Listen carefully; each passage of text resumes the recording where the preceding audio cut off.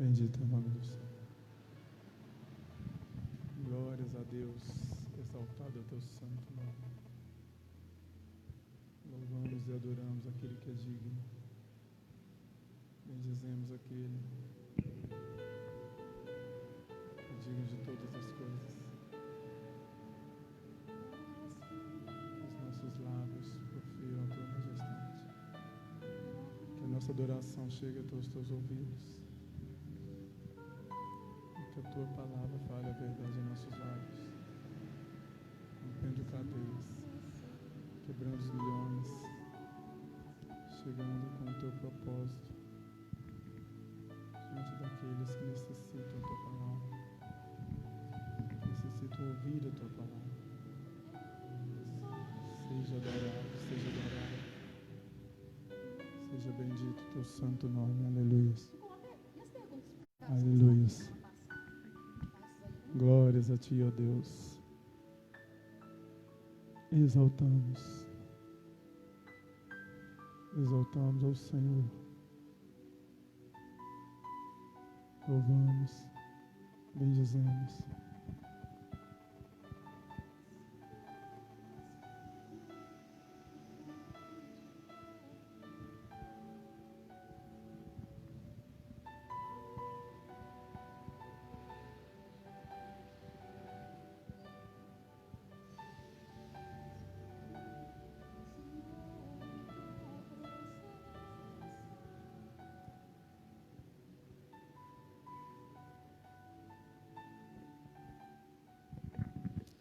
Boa noite, graça e paz, queridos.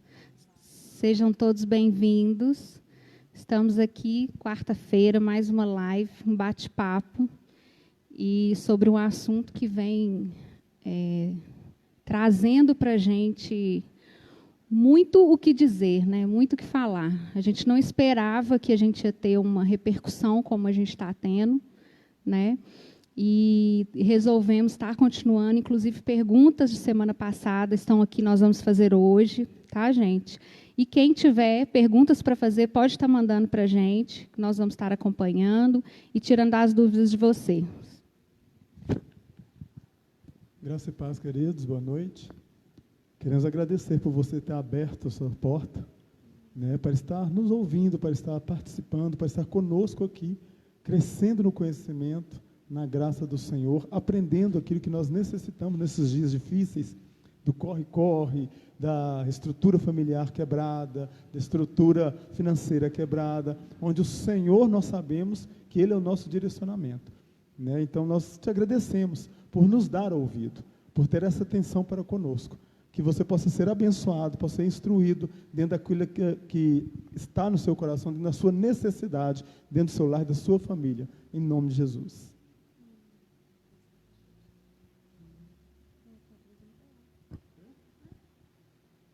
Nós estamos aqui com a Regiane, vizinha minha lá de casa, né? Vi crescer, isso quer dizer que eu sou mais velho que ela, um tiquinho, né? Então, vi crescer, vizinha nossa lá, formada, né? Psicologia, é isso?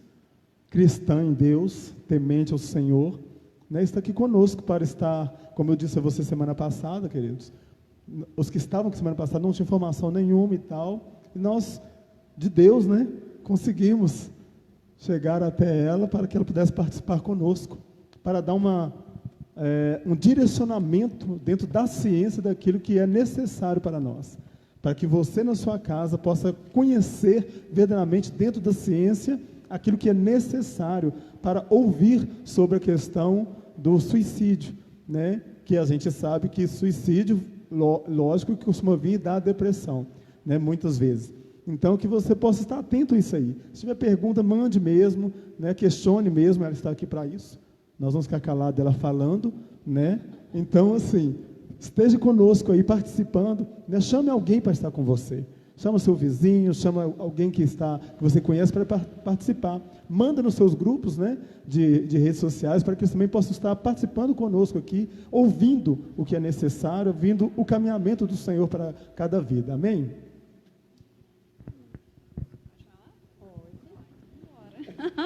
Bom, gente, boa noite. primeiro lugar, eu queria agradecer a oportunidade, né, de poder estar aqui com mais uma parte do corpo de Cristo, né, é uma honra também estar com vocês aí em casa, né, nesse período que a gente está um pouco restrito devido ao contato social, mas que bom que também temos as redes sociais que nos permitem, né, hoje estar com esse contato da mesma forma, né. Mandem suas perguntas dentro daquilo que a gente puder responder, com certeza, para trazer esclarecimento. E repito aqui, antes de iniciarmos a live, né, eu estava aqui falando com a pastora Regina, com o Normandes, a respeito da importância desse tema, principalmente hoje, dentro das igrejas, muito positiva essa abertura, né, para se trazer esclarecimento, né? Conhecimento, ele traz vida e traz esclarecimento.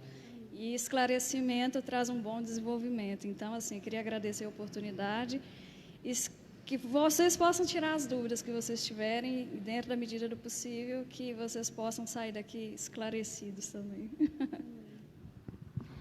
Então, vamos lá, gente. Eu vou começar com perguntas de semana passada. Tristeza é sinal de depressão? Quando desconfiar dos sintomas de uma depressão? Bom, vamos lá. Primeiramente, eu acho que é bom a gente esclarecer o que seria depressão, né? Porque esse termo hoje ele está um pouco meio que banalizado.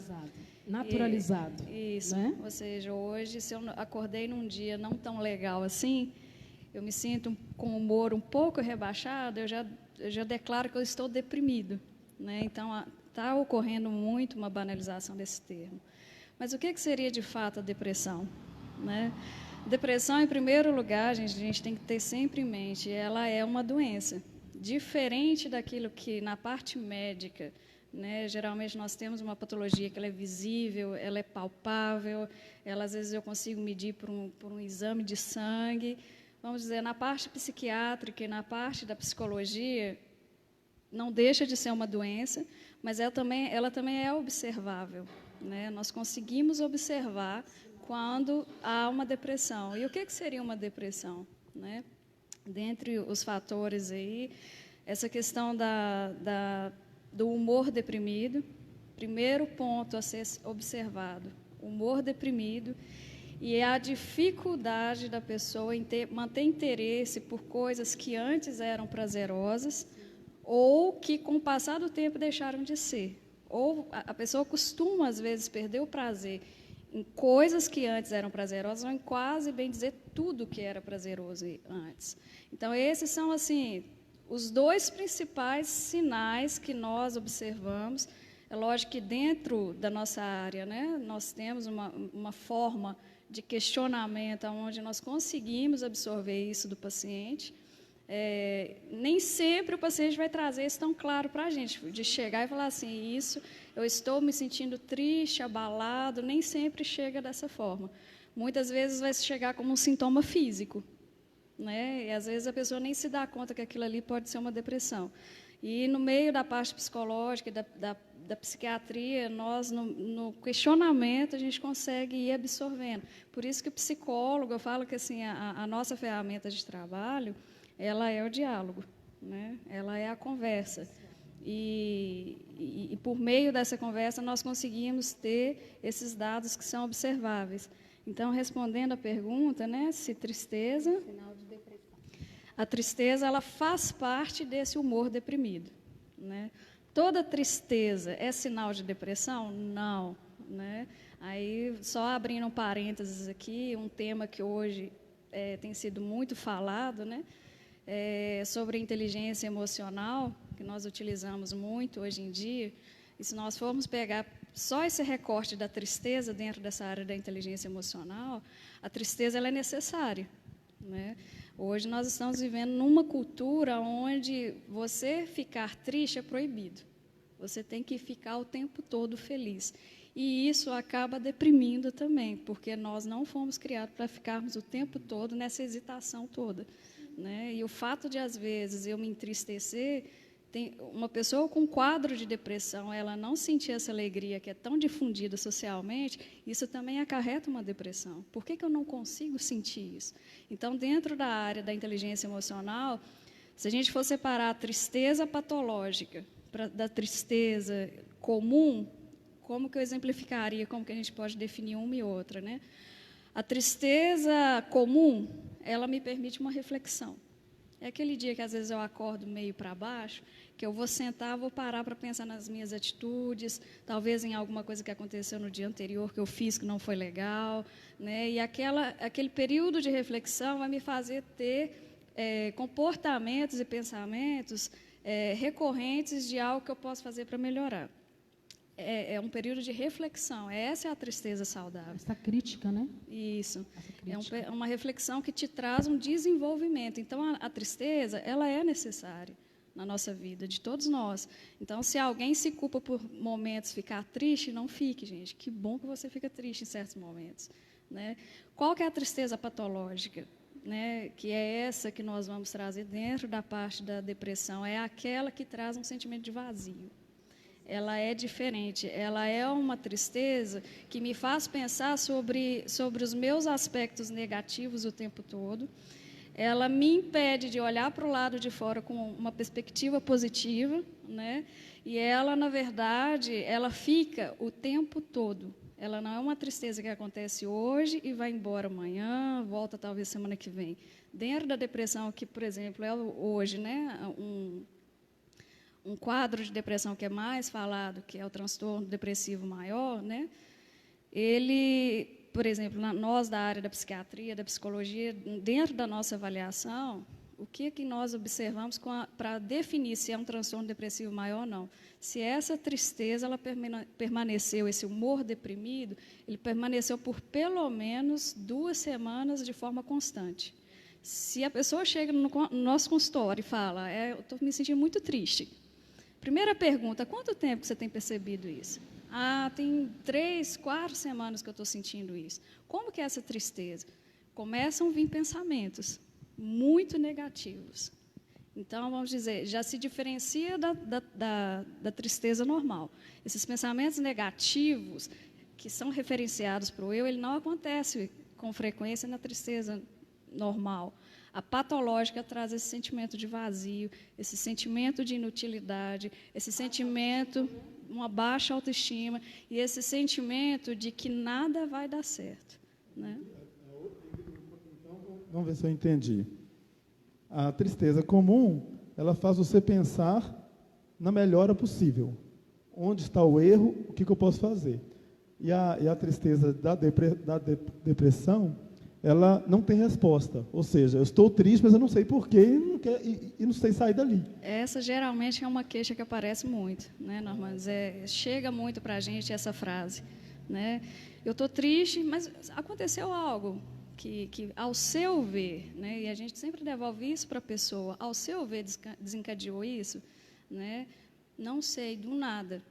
Muitas vezes alguns pacientes relatam, do nada, né, porque a tristeza também e o humor deprimido, ele começa, ele deteriora de alguma forma a minha percepção do mundo. Então, automaticamente, até a minha percepção de onde isso veio já está alterada. Né? Por isso que, muitas vezes, no acompanhamento, a gente precisa trazer a família para começar a entender o que está acontecendo com a pessoa. Porque, senão, começa a gerar uma interpretação errada das pessoas à sua volta também, um julgamento que, ao invés de melhorar, piora. Né? Dentro do que você disse, tem uma outra pergunta aqui que eu acho interessante. Há uma faixa etária mais vulnerável à doença? Há estudos que falam, né, que entre ali a faixa da adolescência até metade ali da fase adulta, até seus 24, 25 anos, é uma faixa etária mais propensa a se ter maior intensidade de quadro depressivo. Mas não é algo muito focal somente nessa faixa etária. Essa é a que mais pode acontecer, né? Mas a depressão ela acomete crianças, coisa que às vezes a gente não sabe, mas acomete crianças. A diferença é como que a criança vai demonstrar essa depressão. Acomete adolescentes, adultos e idosos. Né? Só abrindo um parênteses aqui, o Normandes falou a respeito do suicídio, né? Algo que às vezes nós não sabemos. Mas acontece também suicídio na infância, por causa da depressão, muitas vezes, e acontece suicídio na fase que a gente também não imagina, que é a fase de idosos, né, a faixa etária de idosos. Então, a depressão ela não tem muita diferença a qual público ela vai atingir, né? E o suicídio, ele também está propenso nessa faixa etária, ele também não é direcionado somente a uma faixa etária específica, né? E a depressão, ela está sempre ligada à tristeza? Ressaltando o que eu tinha falado, né, ela traz essa tristeza patológica, sim. Vamos dizer, um dos panos de fundo da depressão é a tristeza, sim. A tristeza faz parte da depressão. É muito difícil você pegar alguém que está com depressão que não esteja triste. A diferença Mas é possível ter uma falsa alegria, por exemplo? Isso. A diferença é que talvez aquilo para a pessoa é tão difícil que para ela assumir essa tristeza, ela demonstra o tempo todo que ela está feliz. Mas lá dentro, né, isso acomete a pessoa de forma profunda. Tem níveis de tristeza dentro da depressão também, porque a gente vai avaliar o grau da depressão, se é leve, moderado ou grave.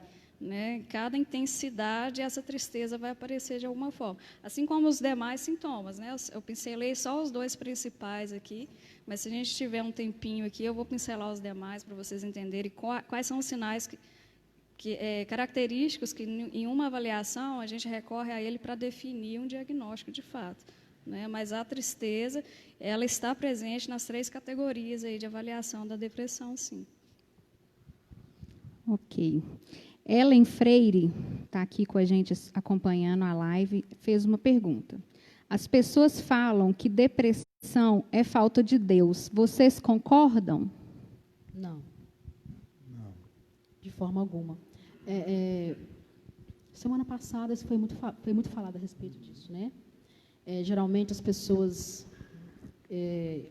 isso no passado e no presente também, costumam julgar, né? Quem é cometido, né, pela depressão é uma pessoa fraca, é uma pessoa sem firmeza, é falta de fé, é falta de Deus, né?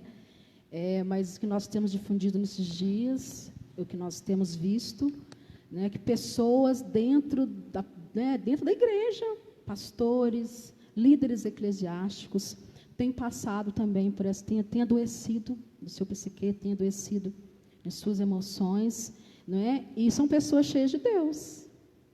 São pessoas que sentimos a presença de Deus, são pessoas que têm um caráter em Deus, têm uma mente renovada por Deus, né? Assim, no seu caráter, na sua forma de agir, os seus atos, né? Quer dizer, ela é uma árvore que tem bons frutos, mas ela adoeceu. Como eu disse, né?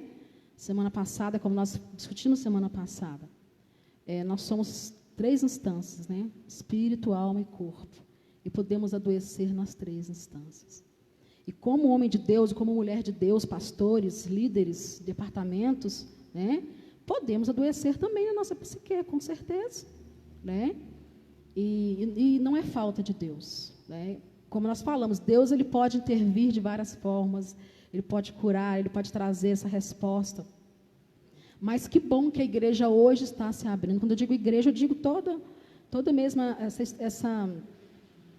a embaixatriz mesmo de Deus aqui na terra está se abrindo com esse novo olhar, esse olhar de cuidado, né?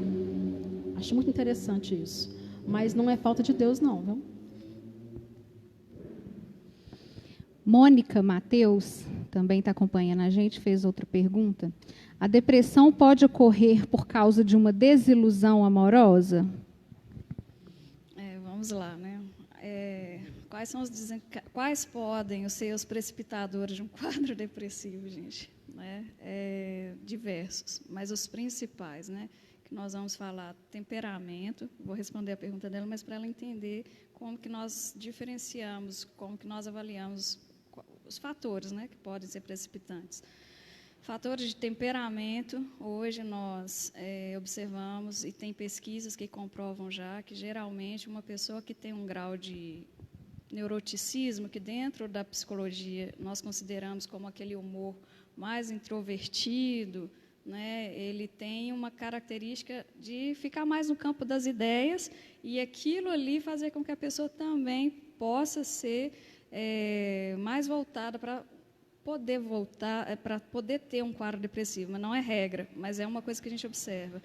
Outro fator, fatores ambientais, que entraria nessa questão da desilusão amorosa, né? Vamos dizer, não é toda pessoa que vai ter uma desilusão amorosa que vai ter depressão, mas como que eu avaliei, como que eu interpretei aquela desilusão vai fazer uma diferença, né? Qual que foi a posição que essa pessoa ocupou na nossa vida, né? O fato dessa pessoa ir embora significou o quê para mim? Ela levou uma parte de mim embora. Há pessoas que às vezes dizem, levou tudo de mim embora.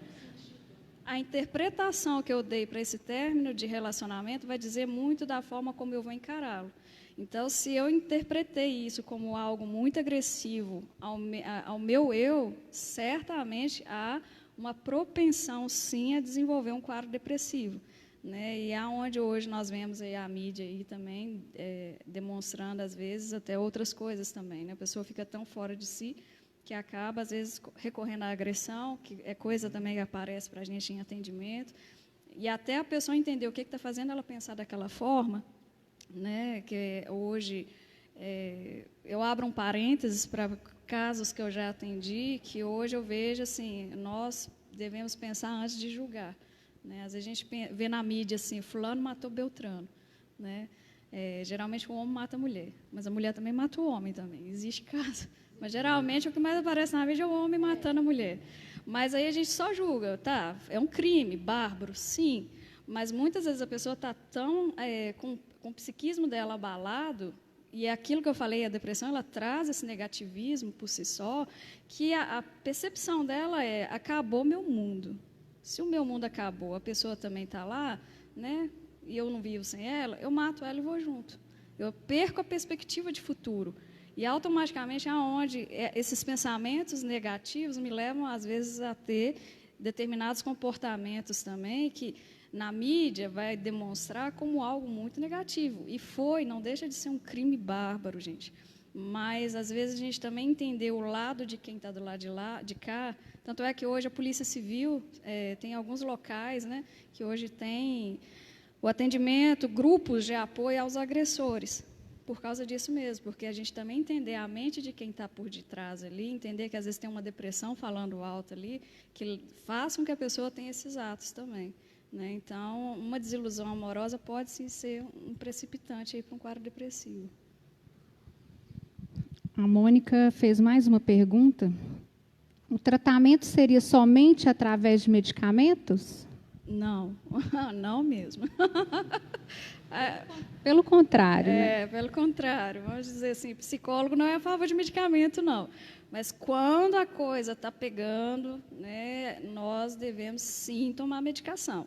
Por quê? Né? As pessoas que eu atendo, eu gosto sempre de explicar qual que é a função da medicação. Ela não vai resolver o seu problema. O seu problema continua ali, né? Então, não é o fato de você tomar uma pílula que amanhã eu vou acordar e vou acordar 100% bem, meu problema deixou de existir. Mas o que ela vai permitir? Que o seu humor, porque quando a gente se deprime, alguns neurotransmissores no nosso organismo, eles, de alguma forma, eles têm uma baixa. A serotonina é um desses neurotransmissores. Então, tendo essa baixa, já começa, de alguma forma, esses pensamentos também, né? E a medicação ela vai entrar com esse objetivo, de regular esses neurotransmissores, porque o que acontece? Às vezes a pessoa vem para a terapia, né, e está com um quadro tão grave que já aconteceu, né, por exemplo, às vezes de eu atender pessoas que a pessoa não consegue ficar parada na cadeira. Ou, às vezes, a pessoa está o tempo todo inquieta. E aí, se você faz uma pergunta para a pessoa não lembra o que foi que você perguntou, porque a concentração dela já está afetada por causa da depressão. Como uma pessoa dessa vai conseguir estar em terapia?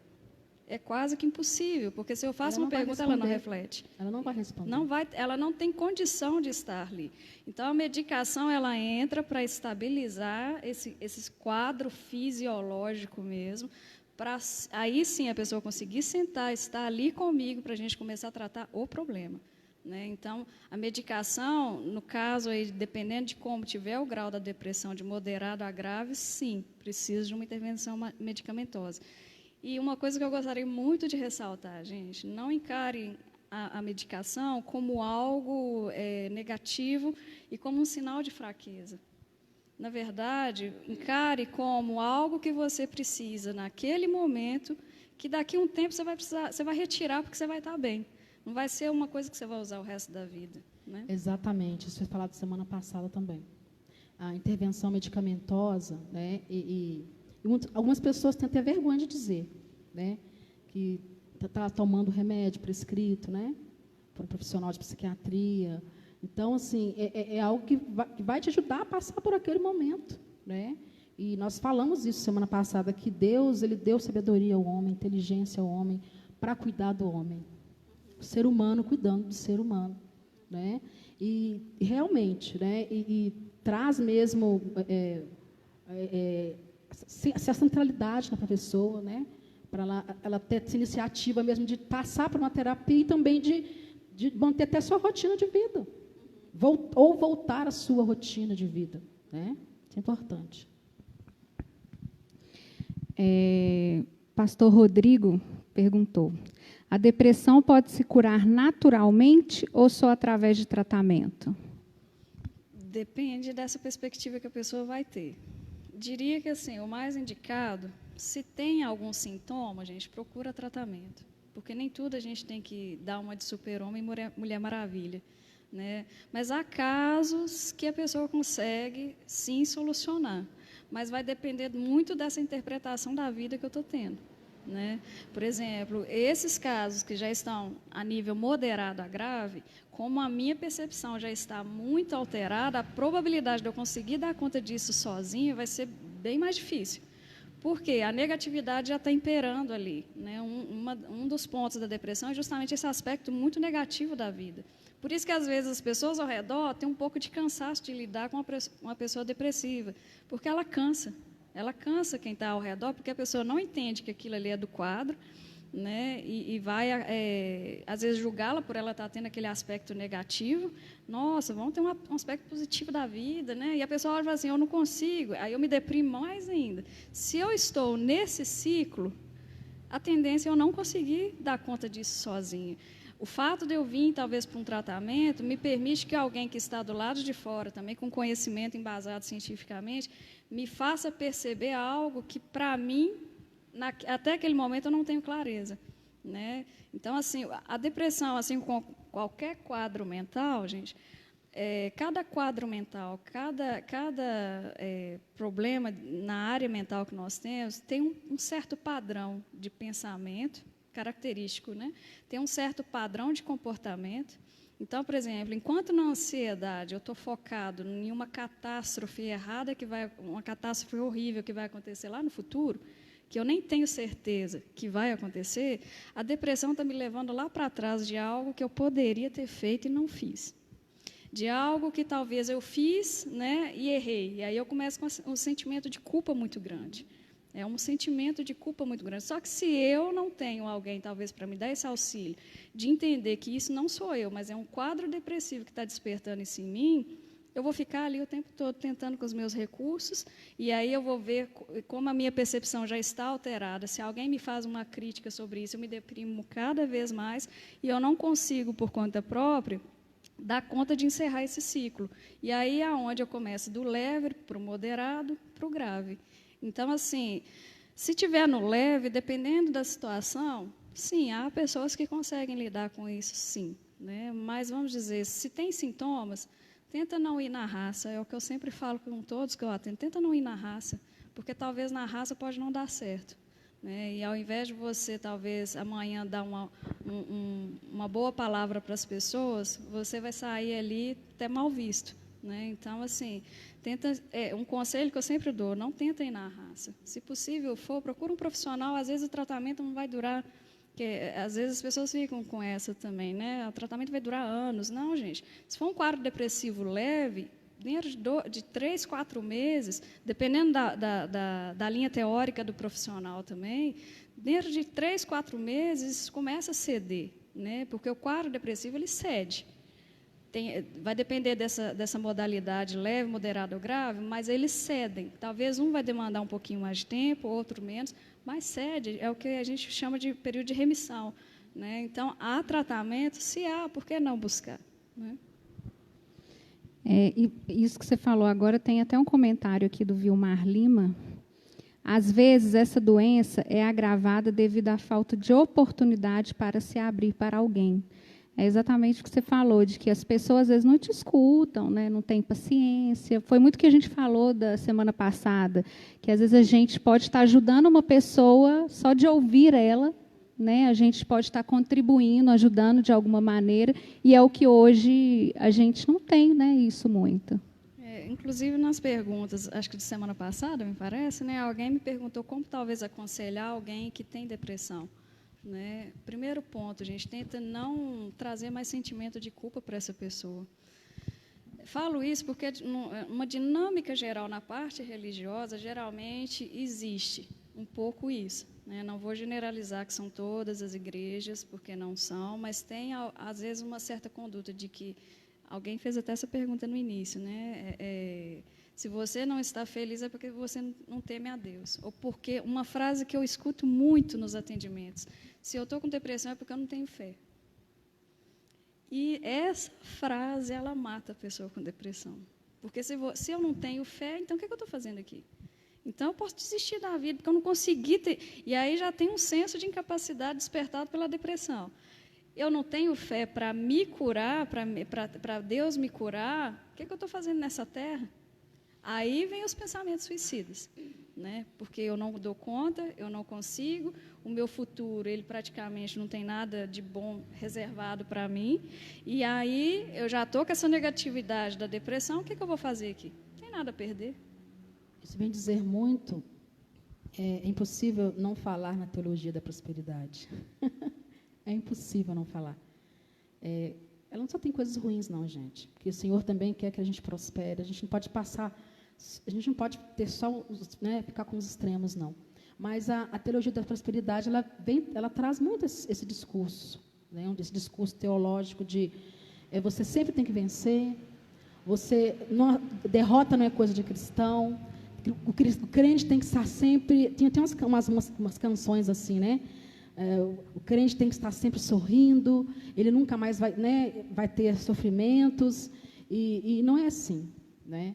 Então, tem pessoas que estão comprando pacote aí, e está sendo enganado. Porque o próprio mestre disse que no mundo tereis aflições, né?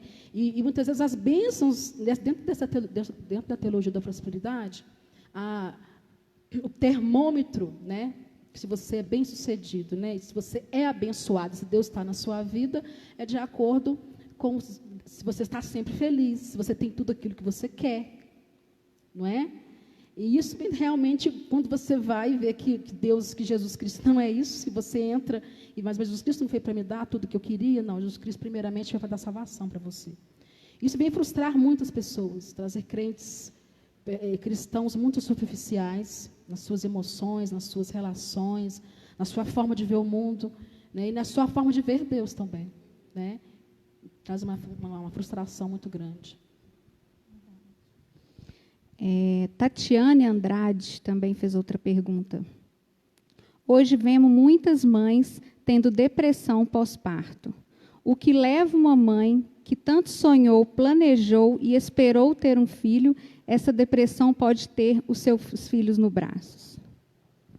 Bom, a depressão pós-parto, ela é meio que uma ramificação, né, gente? E a depressão pós-parto, ela também tem tratamento, né? Ela, às vezes, uma coisa que a gente pode avaliar é como que foi esse processo de gravidez da mulher também, né? Porque qual foi o significado dessa gravidez? Às vezes a mulher quer tanta gravidez, mas talvez na hora do parto ela tenha alguma coisa ali que, por exemplo, já ouvi muitos relatos de, às vezes, o parto ser traumático, né? E a pessoa, só dela olhar, ela ter o pensamento de ter outro filho, aquilo para ela é terrível, porque foi tão traumático, talvez, o momento do parto, né, que aquilo ali já pode ter sido um desencadeante aí da depressão. O período gestacional também, às vezes a mulher teve algum problema de saúde muito sério, Às vezes pode ter tido algum problema ali, um conflito conjugal, a gente não sabe, né? Estou levantando alguns fatores. Então, qual o significado que teve esse processo gestacional? Qual o significado que teve, talvez, aquele período ali no momento do parto? Quais eram as minhas expectativas? Quais foram também as minhas frustrações? E o que aquele bebê representou para mim e representa, né? Então, acontece, né? Esses tempos atrás eu até vi passando no jornal uma mãe que colocou a criança dentro do forno, como é que chama? Do forno lá do fogão, né? Às vezes a mulher, na cabeça dela, ela acha que ela está protegendo a criança, na cabeça dela, com um distúrbio depressivo, porque ela sabe que ela tem que fazer aquilo ali, mas às vezes ela não dá conta. Mas como o pensamento está tão distorcido, como eu não dou conta de cuidar dessa criança, eu guardo essa criança. Às vezes eu guardo ela num lugar que não tem nada a ver, porque o meu raciocínio já está meio que deteriorado. Então, assim, todo esse significado que teve o antes da gestação, o período gestacional, o momento do parto e no momento do nascimento, o que aquela criança também está significando para mim, são pontos a serem observados também, para entender como que esse período aí da depressão pós-parto e o que essa depressão pós-parto, aonde foi o nascimento dela, né? Tem algum nascimento em algum desses caminhos aí. E esse tratamento também de acompanhar essa mãe, ele é necessário justamente por causa desses comportamentos. Às vezes a mulher com essa distorção, ela até alimenta, amamenta a criança, mas aquela criança para ela é pesada. É pesado, né, a gente entende assim, no sentido metafórico, né? É difícil para mim ter que ceder a algo que nesse momento eu não estou dando conta. E não é às vezes porque ela não quer, porque ela não dá conta mesmo, né? Você falou isso aí eu vou falar então um pouquinho de mim, que eu lembrei, que você falou, eu lembrei, é verdade. Eu tive depressão pós-parto, minha mãe é psicóloga, então eu acredito que ela conseguiu me ajudar nisso, né? E foi justamente o que você falou, eu tive um parto muito difícil, e eu saí completamente traumatizada, muito traumatizada. E aí eu lembro que não podia ir, chegava alguém lá em casa para tocar interfone, para visitar, fazer uma visita, eu já entrava em desespero e já chorava. Aí, ao mesmo tempo que todo mundo ia embora, eu também chorava. E aí eu tinha que pegar meu filho e dar a mamar para ele, e cuidar dele. Eu falava, não dou conta, eu não consigo. E eu não entendia o porquê daquilo, né? Assim, é interessante que a sociedade às vezes não entende isso, né? Mas você quis tanto ter um filho, você engravidou, você teve, por que você não dá conta? Sendo que é algo natural para as mulheres, né? Tem muito esse pensamento, se é algo natural, por que tanto sofrimento? Mas justamente por causa dessa deterioração que a própria depressão causa. É difícil, de fato, gente. Tanto na depressão pós-parto, como na depressão lá do transtorno depressivo maior. A pessoa tem também, um dos sintomas também, né, da depressão maior, é justamente essa, é uma dificuldade, às vezes, de conseguir fazer algo que para mim era tão normal antes. Eu vou trabalhar, mas aquele trabalho já não está tão fácil como era. Começa a ter dificuldades. Às vezes, por exemplo, uma dona de casa, eu tenho a minha rotina de arrumar casa, eu gosto de arrumar casa, lavar vasilha e tudo mais. Começou um quadro depressivo, aquela rotina já começa a ficar pesada. Às vezes eu deixo a vasilha suja o dia todo. E quem está do lado de fora acha que é preguiça. Uma outra forma de aconselhamento. Não, nem sempre vai ser preguiça. É porque é pesado. É difícil para a pessoa, talvez, ter o ânimo, às vezes, de levantar e falar, eu vou fazer alguma atividade. Por quê? Qual que é o raciocínio da depressão? Né? Vou usando aquela fala que eu mencionei no início. Né? A depressão ela tem um padrão de comportamento. Né? Ela tem um padrão cognitivo também. Qual que é o raciocínio da depressão? Economizar energia. Se eu economizo energia, significa que eu não canso tanto. Mas é justamente essa economia de energia que faz com que a pessoa se deprima cada vez mais. Por quê? Né? Essa economia de energia começa a me fazer ter o isolamento social. Por isso que agora, nesse período de pandemia, a gente está ouvindo tanto que daqui, tomara que não, né, gente? Mas cientificamente falando, já há uma propensão a se ter muito mais quadros depressivos e ansiosos daqui para frente por causa desse período que nós estamos vivendo. Né? Então, isso falando cientificamente, né? Perspectivas aí que as pessoas já estão fazendo. Isso, assim, há uma perspectiva aí futura, a curto, médio e longo prazo, disso piorar, por causa desse período de agora. Muitas pessoas não estão sabendo lidar com esse momento. Mas a depressão, por si só, por causa dessa economia de energia, ela me leva a ter um isolamento social, né? Eu começo a não querer me relacionar com as pessoas. Eu começo, por exemplo, se eu gostava de jogar futebol, comecei a me deprimir, a pessoa me chama para jogar futebol, eu já começo a dar umas desculpas, porque aquilo é um gasto de energia para mim. Só que eu não tenho consciência que eu estou tentando economizar energia. Por isso que a terapia e o tratamento, ele é necessário para me fazer ver isso. Espera aí, isso sou eu ou isso é a depressão? Né? Outro aspecto da depressão, né? A questão, e aí eu estou falando de sintomas para pessoas que talvez possam estar atentas aí para começarem a observar essa questão do isolamento, né? Às vezes a pessoa ela não se isola 100%, mas ela começa aos poucos. Começa talvez a querer não vir na igreja, porque as pessoas vão perguntar como que eu estou.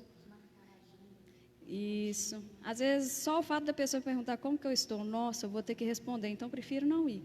Já começa por pequenos sinais, né? Outro ponto, alimentação. Ou às vezes eu vou comer demais, ou às vezes eu vou comer pouco, e aí eu começo a ter ou um aumento ou uma perda de peso significativa.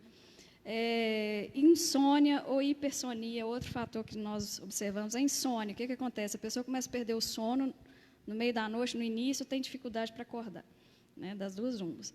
A hipersonia, mais uma economia de energia. Por quê? Eu tenho a tendência de querer dormir muito. Por quê? Se eu estou dormindo, eu não estou pensando nos meus problemas. É uma economia de energia o tempo todo. Só que esse raciocínio que a depressão traz para a pessoa, se ela não se dá conta, isso é só piorar. E, trazendo a questão do suicídio, entra nessa questão da economia de energia também. É um dos comportamentos propícios aí da depressão, é o que nós chamamos de processo de escapismo, evitação e fuga, né? Então, o escapismo já começa nessa questão do isolamento social, já começa a não querer me relacionar com as pessoas, às vezes por perguntas que vão fazer, às vezes porque aquilo me traz um gasto de energia muito grande. Outro ponto, eu começo a observar que no meu futuro não tem muita coisa boa que me reserva até lá. Eu começo a ter sensações de querer fugir daquilo. O suicídio é o ponto final disso, mas, por exemplo, alguns exemplos de escapismo, né? A pessoa tem aquela tendência de falar assim, eu estou com vontade, e aí a pessoa começa a dar sinal de que, peraí, tem uma tendência suicida aqui, né? Estou com vontade de sumir do mundo. Ela começa, e isso é um ponto que nós falamos, as pessoas começam a observar, porque uma pessoa suicida, ela dá sinal. Eu vou deixar todo mundo em paz. Isso. Vou sumir. E começa por esses sinais, estou com vontade de sumir. Estou com vontade de ir para uma ilha deserta e ficar lá sozinha. Estou com vontade de não conversar com ninguém. E eu começo a me isolar. Só que esses sinais, o suicida, ele começa a ter também, né? E o suicida, gente, só trazendo esse ponto dentro da depressão, o suicídio, o suicida, ele vai sempre te dar dados que ele está pensando em fazer aquilo, de forma sutil. Se a pessoa estiver atenta, ela vai pegar. Geralmente, um suicida bem preparado, ele vai organizar a vida dele todinho. Por exemplo, se é alguém que tem alguma herança, ele vai começar a preparar, talvez, aquela coisa lá que a gente fala, da herança, do testamento, vai preparar isso, ele começa a ir na casa dos parentes, e se ele tem, por exemplo, eu falo que eu tive casos de suicídio na minha família, então, por exemplo, eu vou pegar esse caso da minha família, mas para exemplificar, a minha mãe tem 12 irmãos, um dos irmãos dela suicidou, ele foi na casa dos 11. Um comportamento que ele não tinha com frequência, ele fez. Ele foi na casa de cada... E na casa de cada um, ele pediu para comer alguma coisa específica, que ele gostava muito que aquela pessoa fazia. Então, sempre vão ter sinais.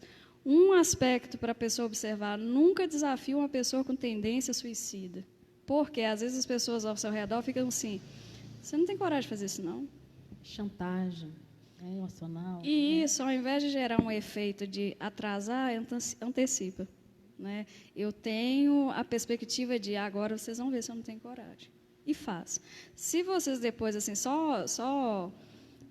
para deixar aqui, caso vocês quiserem ver depois, se eu não me engano, tem disponível no YouTube. Tem um documentário que chama A Ponte. Né? Esse documentário ele vai trazer casos reais de suicídio numa ponte lá em São Francisco, nos Estados Unidos, onde tem pessoas que ficam debaixo da ponte com um monte de aparelho de filmagem para filmar pessoas lá em cima que suicidam todos os dias. Então, vocês vão ver cenas reais de suicídio. É uma ponte considerada a ponte do suicídio. Então, vocês vão ver, só que o documentário, ele traz as histórias dessas pessoas. E uma coisa que vocês vão ver os familiares sempre falando é: eu não imaginava que fulano teria essa coragem. E é essa coragem que motiva também, porque eu já estou com um pensamento negativo da depressão, muitas vezes, né? O suicídio não está ligado só à depressão, mas trazendo na depressão já tem esse aspecto negativo. E vai me fazer cada vez mais, né, a querer provar. Vocês vão ver se eu não vou dar conta. Leci Maria fez uma pergunta. Quem já teve depressão pode voltar a ter? Infelizmente, sim. Que é o que nós falamos, né? Se a pessoa, por exemplo, hoje, só para explicar melhor por que eu vou falar, vocês vão entender. Eu trabalho, por exemplo, com uma abordagem que chama, hoje ela está um pouco mais conhecida, chama terapia cognitivo-comportamental. Ela é bem mais focal, então ela dá ferramentas para o paciente começar por ele mesmo identificar quais são os sinais ali que a depressão está começando a dar sinal de vida novamente. Então, a depressão, por exemplo, fui lá, tratei, melhorei. Significa que ela nunca mais vai voltar? Pode até ser, mas não é uma regra. Porque ela entra no período que nós chamamos de remissão, né? Mas a depressão ela é sorrateira. Talvez numa desilusão amorosa, talvez em qualquer outra coisa, talvez num dia que eu não estou bem, eu comecei a ficar com aquele pensamento, a ruminação que tem na depressão. Tudo aí é fator precipitante. Se eu não me dou conta dele naquele momento, começa hoje, amanhã ele está ali presente, depois ele está presente, a depressão começa a dar sinal de vida novamente. E aí, às vezes, é onde gera frustração nas pessoas diante do tratamento, de olhar e falar: eu tratei anos atrás e a depressão voltou novamente. Mas se você começa a ter as ferramentas para identificar quais são os sinais que ela está dando, né, você também tem ferramentas para impedir que ela vá para frente. Então, vamos dizer, ela pode voltar? Pode sim. Há casos, talvez, que nunca mais vão voltar. Mas vai depender de muito como que a pessoa identifica os sinais que ela dá, né, nesse período de remissão. Tem pessoas que, às vezes, ficam anos sem ter nada.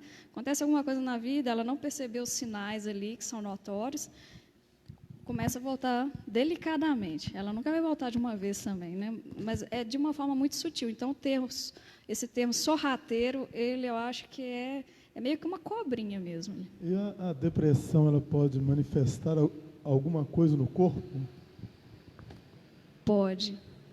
Pode, porque mente e corpo está ligado, né, gente? Então, aspectos fisiológicos, por exemplo, essa baixa mesmo de serotonina é uma delas. Os meus neurotransmissores, eles não ficam equalizados ali, então é uma delas.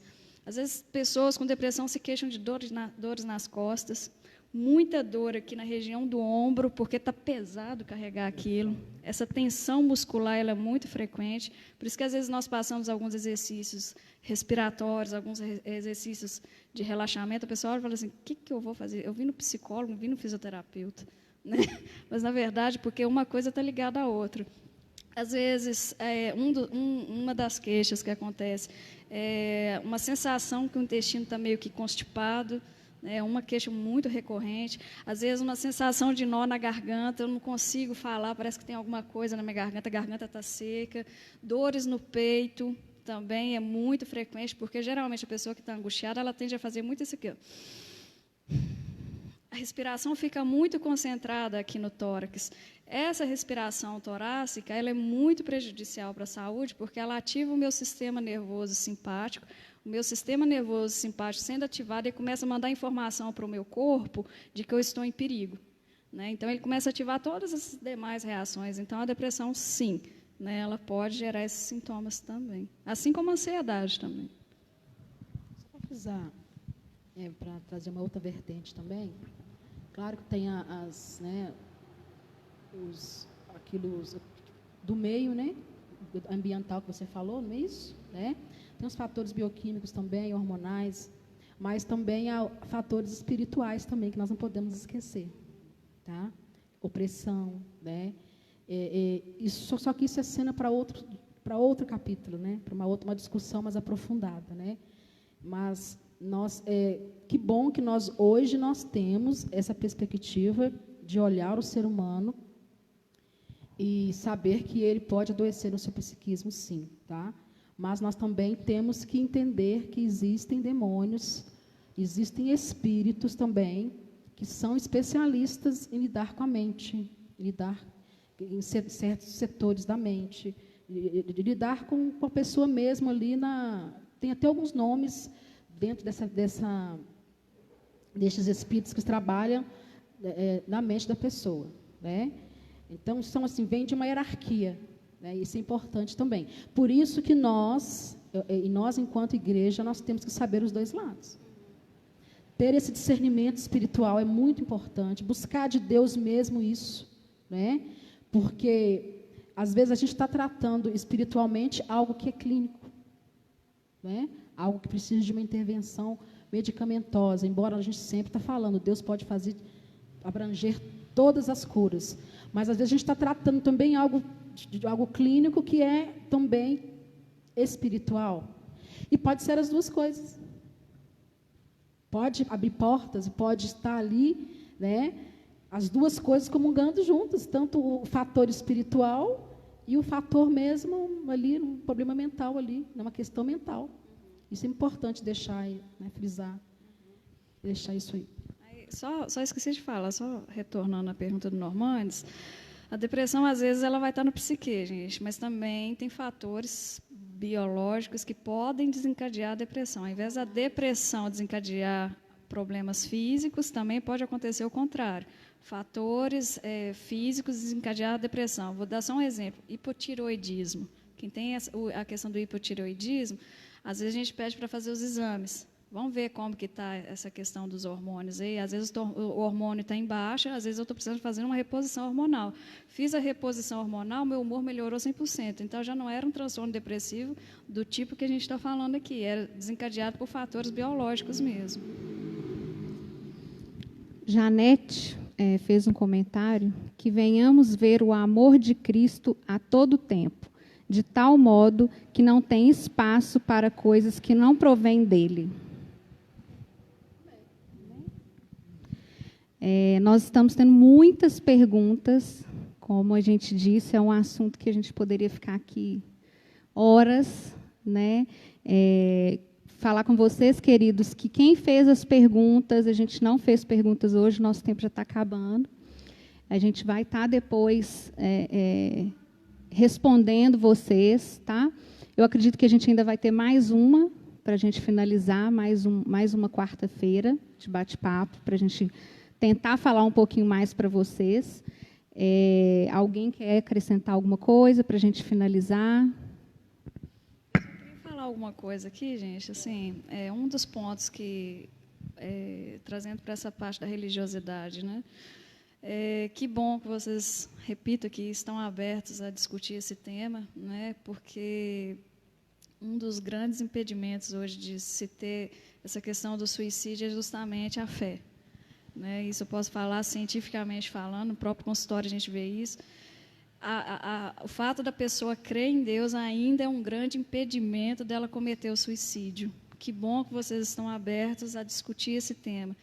Pego muitas pessoas que às vezes têm a ideação suicida, já planejou o suicídio, mas sempre me falam, eu ainda não fiz e penso em não fazer porque a minha fé não me permite, né? Então, que bom que vocês estão abertos a discutirem isso, né? Que bom que, assim, a gente ainda vê que, de fato, as pessoas levam a sério a questão da espiritualidade mesmo, né? Que bom que nós temos hoje a nossa fé que nos dá esse fundamento.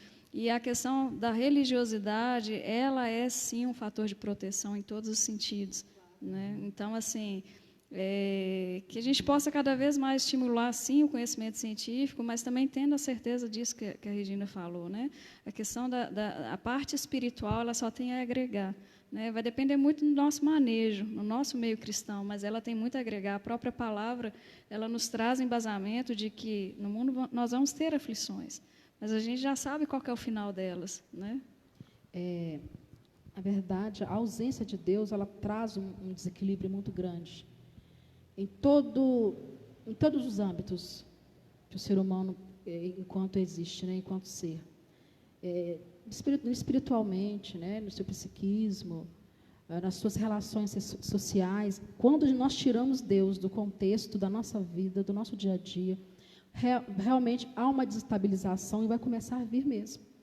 Espirituais, né, mentais, físicos, né, alguns que somatizam também, que passa, né, que vem dos sentimentos, da alma e passa, né, para o físico. Mas a ausência de Deus na sociedade é gritante. Como a sociedade está tirando Deus, está menosprezando Deus, quer dizer, o Estado é laico, sim, né? É laico, mas nós vemos hoje até mesmo cristãos, pessoas estão tirando Deus das suas festas, tirando de Deus das suas reuniões familiares, estão tirando os Deus das suas festas de casamento, das suas festas de 15 anos, né? Então, Deus, ele é algo até mesmo careta, às vezes. Vou chamar um pastor para orar na festa do meu aniversário, para orar na festa de 15 anos, né? Então, assim, Deus, ele realmente, a cada dia que passa, ele está sendo, até mesmo no meio de nós cristãos, né? É algo que nós não temos convidado muito Deus para participar da nossa vida, até mesmo das nossas alegrias. Porque nós vamos estar, né, buscar Deus quando a gente tem algum problema?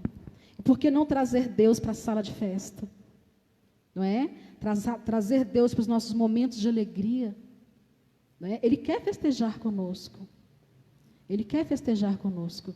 Então, a cada dia, a sociedade está se distanciando de Deus, está tirando de Deus, né, todos os seus âmbitos, e realmente nós estamos sofrendo com isso. Isso vem abranger, trazer sofrimento em todas as áreas. Esse aqui é para você, só para a gente finalizar. Está tendo muita gente aqui pedindo para a semana que vem você voltar. Obrigada, E vários comentários também, parabenizando toda a equipe, né, sobre o bate-papo, sobre o que a gente está trazendo para todo mundo. E aí, diante de tantos pedidos, semana que vem nós estamos aqui, queridos, com mais um bate-papo. Amém? Deixa eu só ver se tem mais algum aqui para a gente já finalizar. A gente tem ainda, assim, muitas perguntas, comentários, mas vamos deixar para a semana que vem. Tá bom? Finaliza para a gente uma oração. Queridos, agradecemos vocês, né? Esperamos vocês aqui conosco semana que vem, né? Com sua atenção, com seu carinho, com seu respeito, né? Para que você possa estar conosco mais uma vez. Amém? Deus Todo-Poderoso, nós exaltamos, glorificamos, ó Pai, ao Senhor, que nos permitiu estarmos aqui, que abriu o nosso entendimento, que tem, ó Pai, nos dado direcionamento para sermos sábios, para lidar, Senhor, com os problemas, para consolarmos, ó Pai, aqueles que choram, para direcionarmos aqueles que estão perdidos, ó Pai, até a Tua luz. Sim, ó Deus, agradecemos, ó Pai, a presença, ó Pai, da Regiane aqui, Senhor, que se predispôs a estar aqui. Senhor, Pai, cada um, Senhor, que trabalhou para estarmos aqui, Senhor, falando, Senhor, deste problema. E que o Senhor possa, Pai, cada dia acrescentar em nós sabedoria. Que o Senhor possa, Pai, entrar nos lares e acrescentar também sabedoria para lidar, Senhor, com esse problema, para ouvir a voz do Teu Espírito, para ser direcionado pela Tua luz. Pai, nós Te exaltamos, Te glorificamos, ó Pai, e que todos nós possamos ser abençoados nos nossos lares, sim, ó Pai, e em qualquer lugar que nós estivermos. A Sua mão poderosa possa estar sobre as nossas vidas, em nome de Jesus. Amém. Amém. Glória a Deus. Amém. Amém. Os avisos. Sexta-feira, nós estaremos aqui com mais uma live às 19h30, né? Esperamos todos vocês pelo Facebook e acompanhe as nossas redes sociais, compartilha, fala um pouco para os seus amigos do trabalho que a gente vem trazendo. Vamos levar Deus para mais pessoas. Amém? Uma boa noite a todos. Eu posso fazer um adendo aqui, uma oração, que o Senhor tocou no meu coração? Amém. Talvez você que está nessa noite, está nos assistindo aí, alguém fez essa sugestão para você estar assistindo nessa live hoje. Talvez você já está com a pulsão de morte há algum tempo, já está com esse discurso, né? Eu quero orar com você neste momento, em nome de Jesus, complementando a oração do pastor Normandes, reforçando em nome de Jesus. Senhor, neste momento, o Senhor vê todas as coisas. Oh Deus, o Senhor vê os lares aonde essa live entra. O Senhor conhece os corações, o Senhor conhece, meu Pai, cada um. E o Senhor sabe a intenção de cada mente, Jesus. E neste momento, na autoridade do Senhor Jesus, nós como ministros do Evangelho, nós amarramos neste momento todo espírito de morte. E você que nesses dias tem pensado em morrer, você que tem pensado em autoextermínio, nós estamos cancelando essa vontade na sua vida. Nós estamos amarrando esses espíritos que porventura estejam agindo na sua vida. E em nome de Jesus, ministramos vida. Ministramos vida na sua família, ministramos vida no seu trabalho, ministrando vida na sua mente, na sua perspectiva, no seu futuro. E que Jesus Cristo seja verdadeiramente o Senhor da sua vida. E que seja estabelecido o trono de Deus dentro da sua casa nesta noite. Em nome do Pai, do Filho e do Espírito Santo de Deus. Creia que o Senhor pode mudar a sua vida. Amém? E creia também que o Senhor Jesus Cristo, Ele pode estar colocando uma pessoa de Deus, pode estar colocando um profissional, seja de psicologia ou de psiquiatria. O Senhor vai te mostrar o melhor, queridos, porque o Senhor também se preocupa com a sua mente. Deus te abençoa, em nome de Jesus.